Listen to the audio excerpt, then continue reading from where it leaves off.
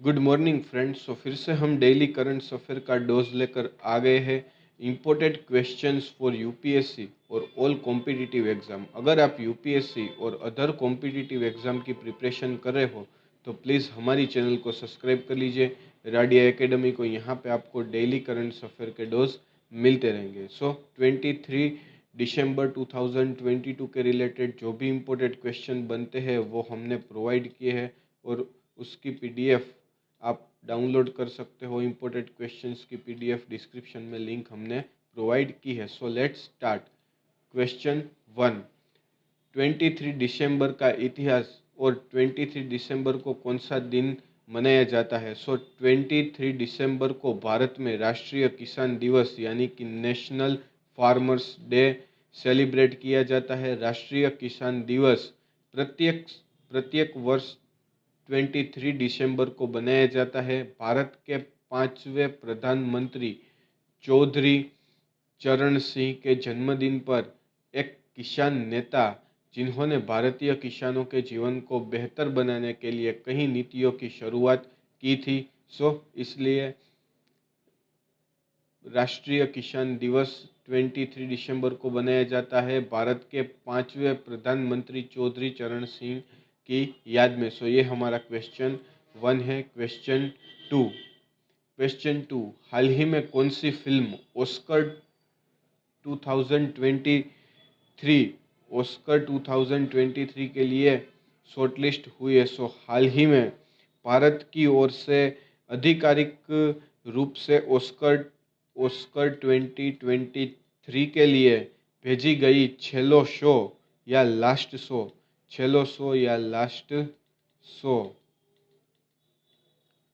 Last film show international feature film category में चुनी गई है। इंटरनेशनल फीचर फिल्म कैटेगरी में चुनी गई है। और इसके अलावा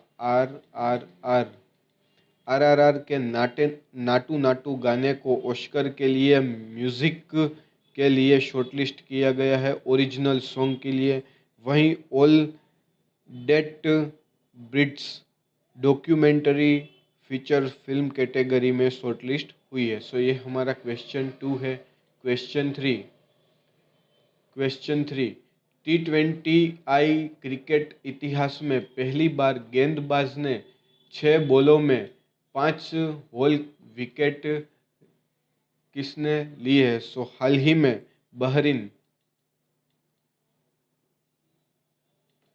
में बहरीन के रिजवान बट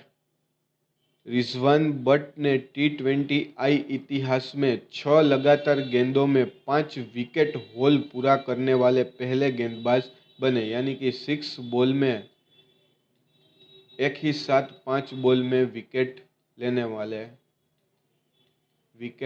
वाले पहले गेंदबाज बने रिजवान बट। रिजवान ने मलेशिया में सिंगापुर के खिलाफ यह मुकाम हासिल किया है। सिंगापुर क्रिकेट टीम के खिलाफ यह मुकाम हासिल किया है। रिजवान ने सिंगापुर के 18वें ओवर की तीसरी, चौथी और छठी गेंद पर 3 विकेट और 20 ओवर की शुरुआती 2 गेंदों पर 2 विकेट ली है। ये हमारा क्वेश्चन 3 है। क्वेश्चन 4, हाल ही में अमेरिका फर्म स्विच एंटरप्राइजेस को कौन सी कंपनी ने खरीदा। हाल ही में टाटा कम्युनिकेशंस के मुताबिक उसने स्वामित्व वाली Tata communication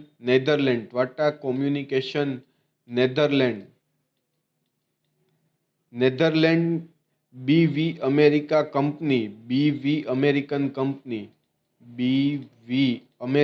company the switch enterprise LLC में $58.8 मिलियन यानी कि 486.3 करोड़ में 100% की हिस्सेदारी का अधिग्रहण करेगी। इस अधिग्रहण के 4-6 महीने के भीतर पूरा होने की उम्मीद है। टाटा इस सौदे के बाद कनाडा, अमेरिका और यूके में स्थित स्विच की सहायक कंपनी की संपत्ति का अधिग्रहण करेगी। हाल ही में टाटा कम्युनिकेशंस अधिकृत नेदरलैंड टाटा कम्युनिकेशन ने हाल ही में American company the switch enterprise LLC 100% की हिस्सेदारी में 480 करोड़ के करीब में खरीदी है। ये हमारा क्वेश्चन 4 है। क्वेश्चन 5, हाल ही में किस कंपनी को वित्त वर्ष 2022 में 216 करोड़ का घाटा हुआ? हाल ही में कोविड-19 के बाद यात्रा की मांग में आई बढ़ोतरी के बीच उबर इंडिया का शुद्ध घाटा वित्त वर्ष 2022 में सालाना आधार पर 35% घटकर 216 करोड़ रुपए का रहा है, और जो कि पिछले वर्ष में 334 करोड़ का था। इस साल 216 करोड़ का मुनाफा हुआ है, यानी कि पिछले साल से इस साल 35% का लॉस हुआ है उबर इंडिया कंपनी को। कंपनी का खर्च भी वित्त वर्ष 2022 में 13.4% घटकर 835 करोड़ रहा। वहीं कंपनी का विज्ञापन खर्च भी इस वर्ष 64% तक घटा। हाल ही में उबर इंडिया कंपनी इस साल 216 करोड़ का घाटा हुआ। ये हमारा क्वेश्चन 5 है।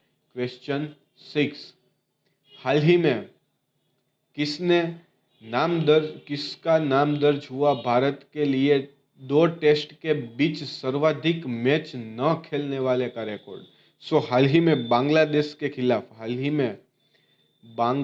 के खिलाफ दूसरे टेस्ट के लिए टीम में शामिल हुए पेसर जयदेव अनड़कट के नाम भारत के लिए 2 टेस्ट के बीच सर्वाधिक टेस्ट मैच न खेलने का रिकॉर्ड दर्ज हुआ है।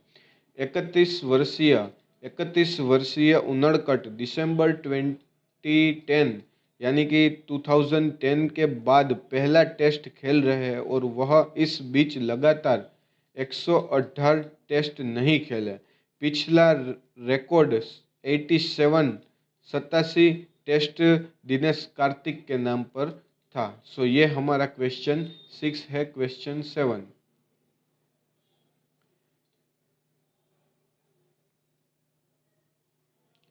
भारत में ईवी की बिक्री में 2022-23 तक कितनी बढ़ोतरी हुई है? केंद्रीय भारी उद्योग मंत्री महेंद्र नाथ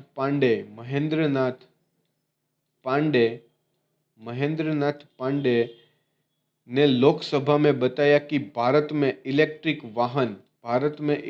वाहन ईवी की बिक्री 2019 से लेकर 20 तक 19,100 से बढ़कर 2022 और 23 में वो 4,82,901 हो गई। यानी कि 2019-20 में ईवी कार 19,000 जैसी बेची गई, और 2022 और 2023 में वो आंकड़ा 4 लाख के पार हो गया। 2022 और 2023 में ईवी कार का दबदबा रहा है। उन्होंने बताया कि यह आंकड़ा 2020-21 में 48,179 यानी कि 48,000 के ऊपर का रहा है, और 2021 से लेकर 22 तक 2 लाख के पार हो गया है। ईवी पर जीएसटी 12% से घटाकर 5% कर दिया है। ईवी कार की खरीदी पर जो जीएसटी 12% लग रहा था उसको डिक्रीज करके 5 क्वेश्चन 8 यूपीएससी, एसएससी और आरआरबी ने पिछले 5 वर्षों में कितने उम्मीदवारों का याचन किया? केंद्रीय मंत्री जितेंद्र सिंह, केंद्रीय मंत्री जितेंद्र सिंह है। जितेंद्र सिंह लोकसभा में एक प्रश्न का लिखित जवाब देते हुए बताया कि पिछले 5 वर्ष में यूपीएससी, एसएससी और आरआरबी द्वारा केंद्र सरकार में नौकरी के लिए 3.77 लाख यानी कि 3 लाख से ज़्यादा उम्मीदवारों का चयन किया गया है। उन्होंने कहा, केंद्र सरकार द्वारा आयोजित रोजगार मेले से रोजगार सृजन को बढ़ावा मिलने की भी उम्मीद है। सो ये हमारा क्वेश्चन 8 है। क्वेश्चन 9, हाल ही में किसने metro crash and carry India का अधिग्रहण करने को लेकर किया करार? सो हाल ही में रिलायंस रिटेल वेंचर्स ने 2,850 करोड़ में metro crash and carry India यानी कि मेट्रो इंडिया में 100% की हिस्सेदारी हासिल करने के लिए समझौते पर हस्ताक्षर कर दिए हैं। मेट्रो एजी के समन्वित वाली मेट्रो इंडिया ने 2003 में भारत में अपना परिचालन शुरू किया था। कंपनी ने सितंबर 2022 में समाप्त होने वाले वित्त वर्ष में 7,700 करोड़ की सेल्स ली थी। 7,700 करोड़ की सेल्स ली थी। सो ये हमारा क्वेश्चन 9 है। सो 23 दिसंबर 2022 के रिलेटेड मोस्ट आईएमपी क्वेश्चन यहाँ पे हमने टॉप 9 क्वेश्चंस निकाले हैं। अगर आपको हमारा टॉप 9 क्वेश्चंस अच्छे लगे हो तो प्लीज़ हमारी चैनल को सब्सक्राइब कीजिए, राडिया एकेडमी को। Thank you.